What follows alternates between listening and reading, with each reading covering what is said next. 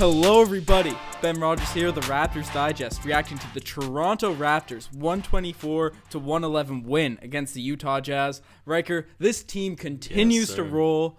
The Utah Jazz are a phenomenal team out west, despite their record being 4-6, and we squashed them here tonight. What are your overall thoughts on this game? Yeah, I mean, the Raptors, they're just keeping the ball rolling. Mm-hmm. Right? And it's so fascinating to watch this team with the absence of Kawhi Leonard just really playing like an all-around unit. And I don't know who to give credit to. Nick Nurse just making incredible lineups. Mm-hmm. Siakam playing like he's Michael Jordan. Better. Kyle Lowry balling better, perhaps better. Kyle Lowry, getting the most assists he's probably ever got in his career. There's just an all-around contribution from every player, every member of this franchise, and it's so interesting to watch. And of course, I don't want to sound melodramatic, but a game like this just really is inspirational as, a Raptors fan. Most definitely. You mentioned it. The first guy we should definitely talk about tonight is Pascal Siakam. 16 points, 7 rebounds, but 7-11 from the field. Man, he was spicing on the Utah Jazz tonight. He really was, and this is a game that, and we'll talk about two players in one because Pascal Siakam and Danny Green are both very similar in this game, and even really everybody. Mm-hmm. And the reason is that the numbers don't speak towards what their true contribution was. Yep. Right? Siakam, this game, he played as if he couldn't be stopped tonight. Mm-hmm. His defense was contagious. He finished with amazing post moves. His touch around the basket, fantastic. Danny Green, only 7 points, but he's a player that, if he's out there on the court and he's not getting any points, you still think he's valuable. And then boom, he hits a 3-point shot, and it's the most effective 3-point shot to just rally the team and bring them back into the game. Serge Ibaka tonight, only very, very limited minutes. Yeah. 13 minutes and 17 points, 100% from the field. Like, what is this team tonight? It's incredible. Like, they're not playing. Like, if a non-Raptors fan looked at the box score, right, and you see the difference in the score, you think, okay, maybe it's a close game. You look at the box score, okay, no player had a standout night, but that's just not the case. You need to watch this team and see how contagious the team basketball is, and it's really fantastic to watch. Yeah, no.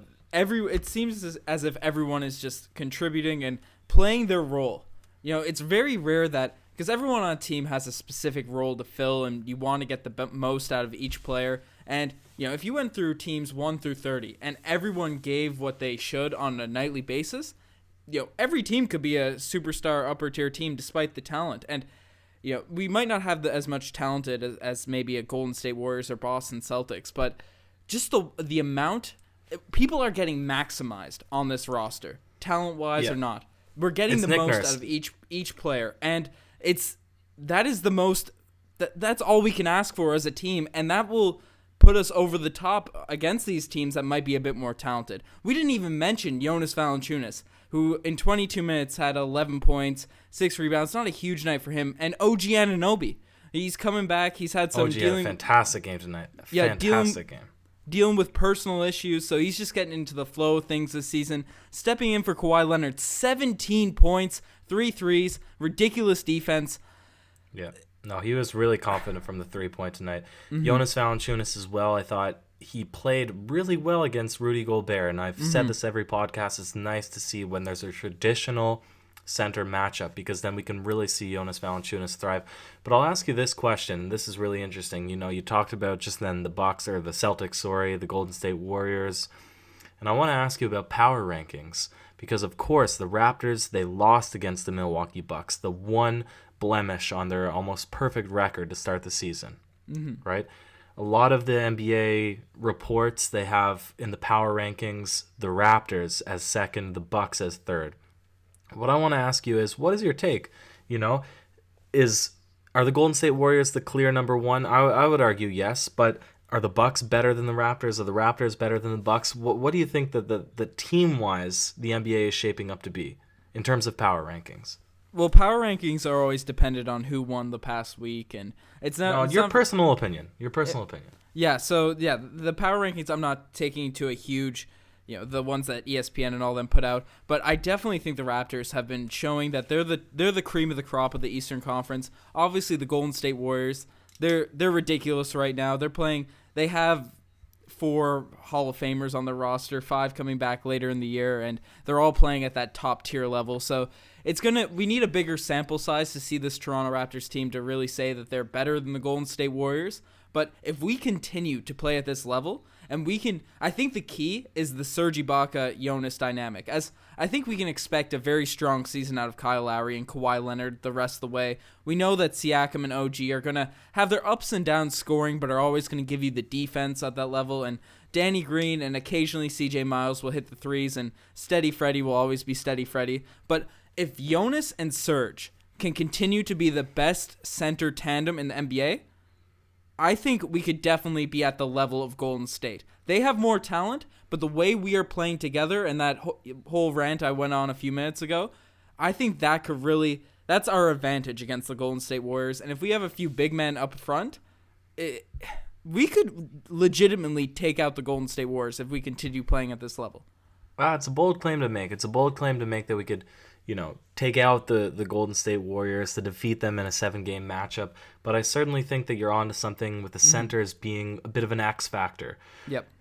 Of course, playing them not simultaneously on the court, it's done wonders this season. I said this to, friends. I've said this to other people that are interested in watching basketball. Imagine a person that's not great at shooting three-pointers stop shooting three-pointers. Look at the outcome. Perhaps this is finally a wake-up call for Serge Ibaka. The last 2 games, he's played out of his mind. Maybe the best 2 games of his career, arguably. Of course, he was an incredible player on the OKC Thunder, but he's finally getting back in that rhythm that allows you to think, wow, Serge Ibaka, he's a top-tier player in the NBA. Same thing with Danny Green. You said occasionally he'll make shots, but really his impact is not just in making shots. It's in making critical shots and playing solid defense.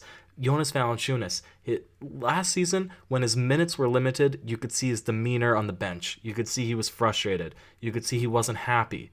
Right? This season, he's playing with 13 minutes, 20 minutes. It's all around the clock, and yet every time he goes out there, he's inspired. He's incredibly dedicated into making shots. He's taking really high IQ shots.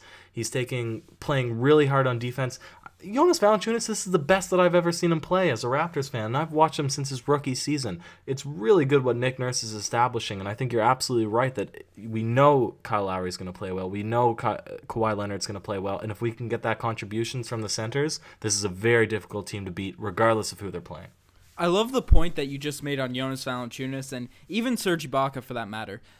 They were never necessarily unhappy, as they're great locker room guys, great veterans, that you never see them sooking and pouting, but you would definitely see them play on the court lethargic.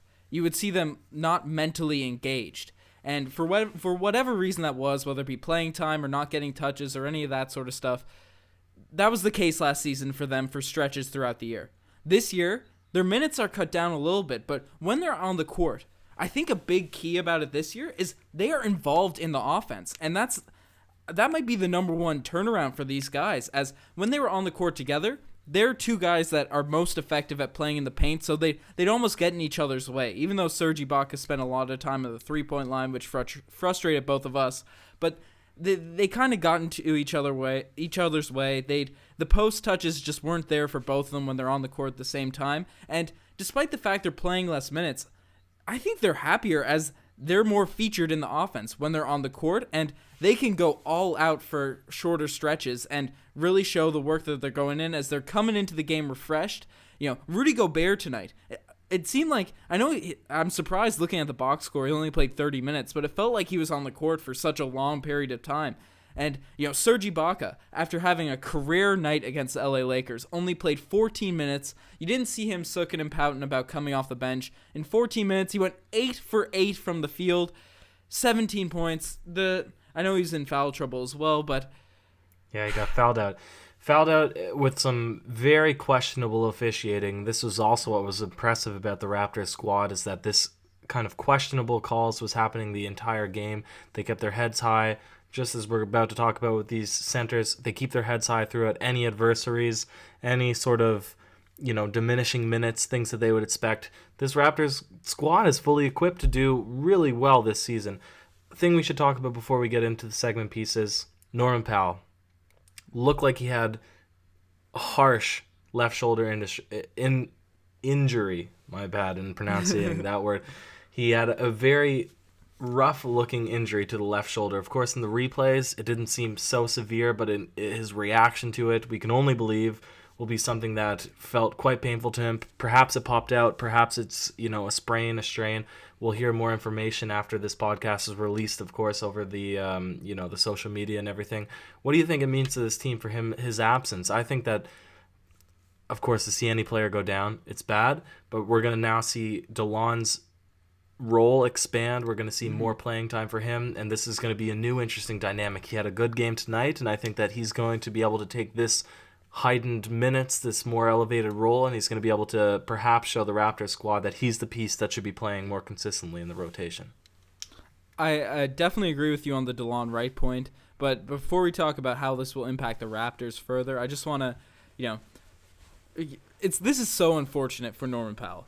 He's starting to play well this season. The GoDaddy curse has been lifted from him. He's just starting. I know he didn't have the greatest game versus the Lakers, but his whole season as a whole, he's been playing very well. His numbers haven't been super, out of this world, but his defense, his ability to play within the offense, the ability to hit open threes, he's started to come into his own a little bit, and hopefully he's not out for an extended period of time with this injury, as it's just coming at a very unfortunate time for Norman Powell.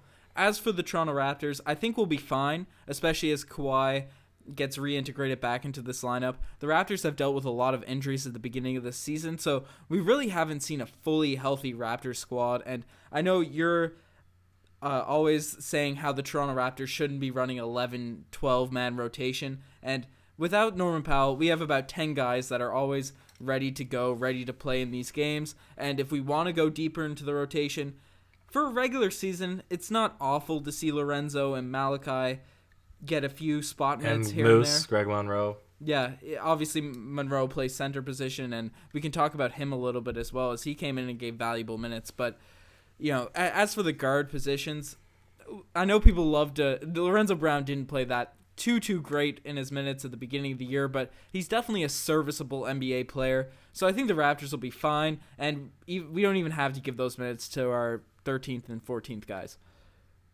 No, it's absolutely true. I'm really high on Norman Powell. I was hoping for him to have a breakout season or a re-emergence into the NBA scene. This is hopefully only going to be a temporary setback. Mm-hmm. But if we're looking at it in terms of the team, pragmatically, right, we're not accounting for personal loss or that sort of emotional side. I think, of course, you're absolutely right. This isn't going to hold back the Raptors squad. However, I do wish that Norman Powell has a speedy recovery, whatever the injury turns out to be. Of course, by the time that this podcast is released, we'll probably know more information about it. But, thoughts and hopes out to Norman Powell. We can talk about Moose if we want to, but first I think we should head into the segments. You can start us off. So good at that. Most definitely. And tonight, the Kawhi you do him like that play of the day. We talked about P skills at the beginning of the podcast. The Spice Man himself went down the lane and was just pure spicy tonight, his self-proclaimed nickname, and just went down the paint, did a weird 360 shot at the in the first half. Man, Pascal Siakam had some ridiculous layups here tonight.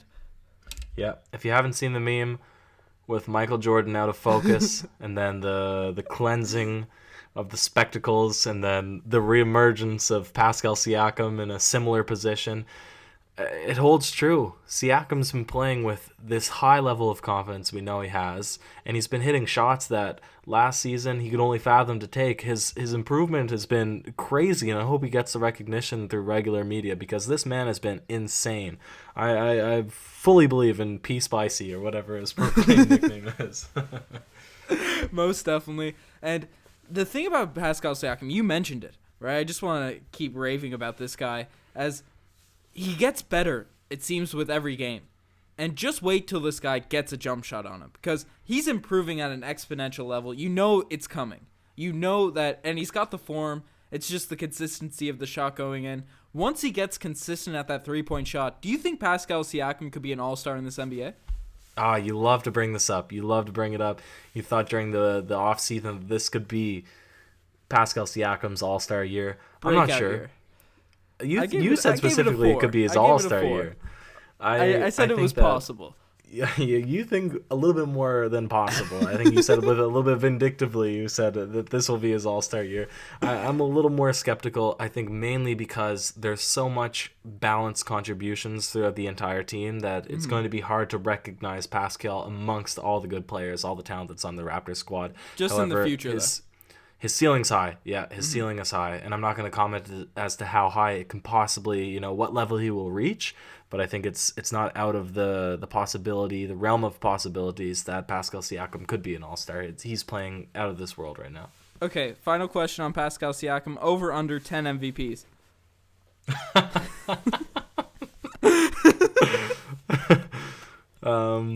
I'm taking the over on that one.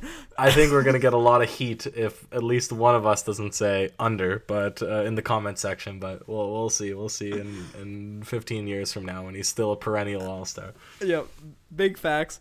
Anyways, not all plays can be the Kawhi you do him like that play of the day, and some just make you say, oh, geez. And tonight, the OGs play of the day. We got a positive OGs here tonight. Kyle Lowry. The end of the second half, trying to go for that 2-for-1. Kyle Lowry loves that shot. Let it fly from about 5 feet behind the 3-point line, it looked like. Splash that thing down. Made me say, oh, geez, watching this game. His confidence this year, man. His confidence is through the roof. And we're talking high, Staples Center, NBA arena roofs that are I don't know how many feet or meters that they're measured in, but these are tall ceilings. Yeah, these are really tall roofs, and his ceiling is beyond that. It's phenomenal to see, especially when he's not taking these stupid shots and missing. He's taking these stupid shots and making them. It's wild. It's great to see Lowry play at such a level. Most definitely. He's passing, he's hitting crazy roofless threes. And finally, the DeMarre Carroll Gold Star Award. We've already mentioned it. You brought it up earlier in the podcast. What I had for this segment was the Norman Powell injury. The poor guy just has awful luck. He gets the contract, gets a GoDaddy commercial same year. Unfortunately, that's a curse for an NBA player's skill level. Loses the GoDaddy commercial, gets injured. Hopefully it's nothing serious, but DeMarre Carroll Gold Star Award, it's going to Norman Powell's luck. Yeah. For me, I got a different one. For me, it's, heat check. Serge Ibaka, 100% from the field. Rudy Gobert, you're touted as a DPOY, a defensive player. Stop this man, right? Stop this man from shooting the mid-range game. Serge Ibaka, you're amazing. Utah defense, you're subpar. That's my DeMarre Carroll Gold Star. The Gold Star for worst performance is, watch the man who's in the heat check mode. 13 minutes, 8 for 8. Crazy. Yeah, Serge Ibaka has been playing out of his mind recently. JaVale McGee threw up a tweet saying 15 for 17. Obviously, Serge's shooting splits last game. And said, my bad, guys. That's what JaVale McGee was saying. And he's Fantastic. doing this against great defensive centers. I know JaVale. Yeah. Well, JaVale's leading the league in blocks. Maybe not the best defensive guy, but certainly athletic and a big guy. Fantastically athletic. Yeah, athletic and long. And same thing with Rudy Gobert. This is no joke. He is touted as one of the best defensive centers of the league, and he's one of the tallest and longest as well. So Serge Ibaka, as an undersized center, is doing really, really well in just performing his role properly and really taking it to the defense in creative ways that he knows he can score. Most definitely. Going to the rim and not shooting many threes. He's shooting. He shot one this game, one last game. He made them both, right? But he's not settling for those shots, right? Even if he made one last year. Do you know what I'm holding my hand? Do you know what I'm holding in my hand right now? If you can hear it jingling a little bit, it's a key, man, because that's the key. Stop shooting threes. And he's doing well. That's big facts. I'm just so happy he's not settling for those shots, even when he makes a couple this year, because, we've seen him last year. He'd take the first shot, hit it, and then shoot 5 more and not go in the paint as much. So Serge has been playing out of his mind. The Raptors have been playing out of their minds. So exciting to watch this team this year. Yep. All right, we'll clue it up there. I don't know if you guys are still listening. Thank you so much. Ben, final thoughts? Yo, check out the Instagram, the Twitter, the Instagram. I say it every podcast, but it's very true. The Instagram has been getting popular. It's been getting big. So shout out to you guys for following that and join the bandwagon if you haven't. We got a lot of cool posts on there every day, daily updates. And yeah, you're the best for listening. Cheers.